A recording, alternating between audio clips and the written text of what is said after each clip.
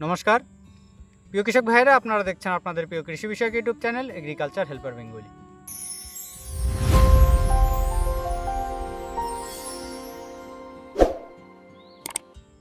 প্রিয় কৃষক ভাইরা, আজ আমি আপনাদের সামনে একটি আপডেট দেব, নতুন আপডেট।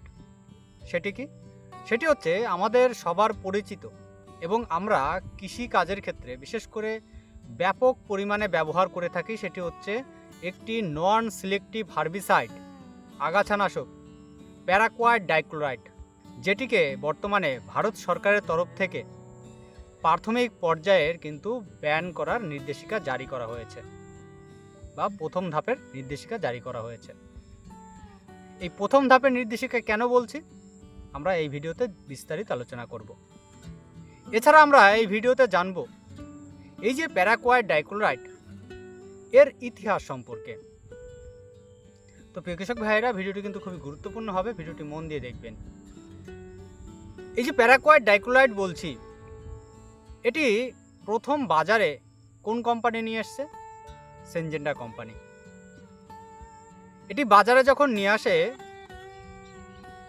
এটি যখন তৈরি করা হয় সেটি হচ্ছে 1955 সালে, কিন্তু মার্কেটিং যখন শুরু করা হয় বাণিজ্যিকভাবে সেটি হচ্ছে 1961 সালে। আইসিআই যুক্তরাষ্ট্রের একটি সংস্থা, সেই আইসিআই তার যে গবেষণাগার সেখান থেকে কিন্তু প্রথম এটি বাণিজ্যিকভাবে মার্কেটিং শুরু করে। এবং আইসিআই এর যে কৃষি বিভাগ জেনেকা, এই যে জেনেকা যার পরবর্তীতে নামকরণ হয় সিনজেন্টা, অর্থাৎ আমরা এখন যাকে সিনজেন্টা কোম্পানি বলে থাকি সেই সিনজেন্টা। তাহলে আমরা কিন্তু বলতে পারি যে সিনজেন্টা এ নিজেই কিন্তু এই প্যারাকোয়াট ডাইক্লোরাইডকে বাজারে নিয়ে এসছে। এই যে প্যারাকোয়াট ডাইক্লোরাইড যখন প্রথম বাজারে আসে, কি নামে এসেছিল? গ্রামক্সন নামে, যেটি প্রথম জেনেকা নিয়ে এসেছিল এবং সেটাই পরবর্তীতে আমরা বলছি যে সিনজেন্টা কোম্পানি মার্কেটিং করেছে। একই কোম্পানি জেনেকা থেকে নাম পরিবর্তন করে সিনজেন্টা রাখা হয়েছিল।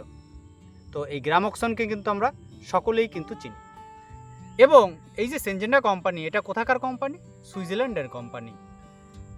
সুইজারল্যান্ডের কোম্পানি, এই সুইজারল্যান্ডেই প্রথম এই প্যারাকোয়াট ডাইক্লোরাইডকে কিন্তু ব্যান করা হয়েছিল। কত সালে? 1989 সালে।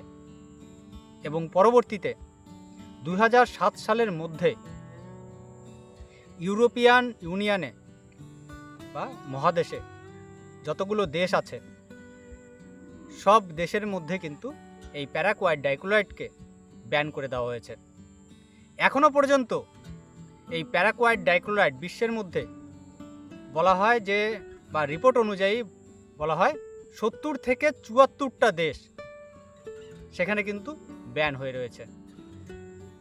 এখন বর্তমানে আমাদের ভারতবর্ষে কিন্তু তার প্রাথমিক পর্যায়ের নির্দেশিকা জারি করা হয়েছে ব্যান করার জন্য। এই যে আমরা প্রাথমিক অবস্থার নির্দেশিকা কেন বলছি, কারণ আমাদের ভারত সরকারের ইনসেকটিসাইড অ্যাক্ট 1968 আইন অনুযায়ী কোনো কীটনাশক, ছত্রাকনাশক বা হার্বিসাইড তাকে যদি ব্যান করতে হয় তাহলে তার একটা প্রাথমিক পর্যায়ের ড্রাফট নোটিফিকেশন জারি করতে হয়।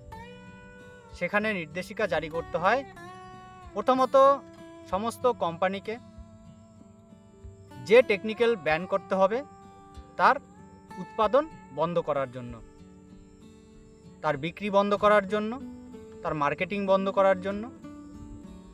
এবং এখানে যে মেয়াদটা দেওয়া হয় সেটা হচ্ছে মিনিমাম 30 দিন এবং সেটা কম বেশি হতে পারে, সেটা সরকারের উপর ডিপেন্ড করে।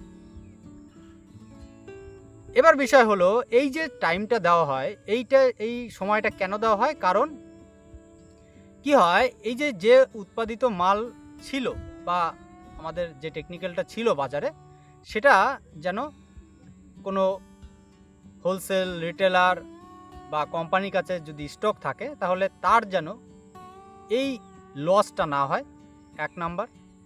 2 নাম্বার হচ্ছে এই যে নোটিফিকেশনের জন্য যে মেয়াদটা জারি করা হয়, এই মেয়াদের মধ্যে এই বন্ধ করা নিয়ে যদি কোনো কৃষকের, যদি কোনো কোম্পানির, যদি কোনো কৃষি বিশেষজ্ঞ বা কৃষি বিজ্ঞানীর কোনো অভিমত থাকে যে আমরা যদি এই প্যারাকোয়াট ডাইক্লোরাইডকে ধরি যে এটি যদি বন্ধ হয়ে যায় তাহলে আমাদের কৃষকদের বিরাট একটা ক্ষতি হতে পারে,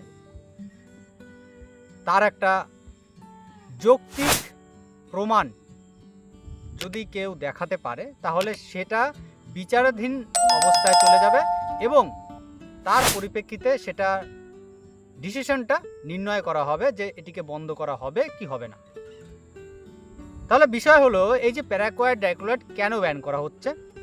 প্রথমত এই প্যারাকোয়াট ডাইক্লোরাইড এটি হচ্ছে একটি নন সিলেক্টিভ হার্বিসাইড, কারণ এটি আমরা যখন আমাদের ফসলে স্প্রে করি এটা কিন্তু সমস্ত ধরনের আগাছা ঘাস থেকে শুরু করে গাছপালা যা থাকে সবুজ সব কিছুকে নষ্ট করে দেয়, মেরে ফেলে।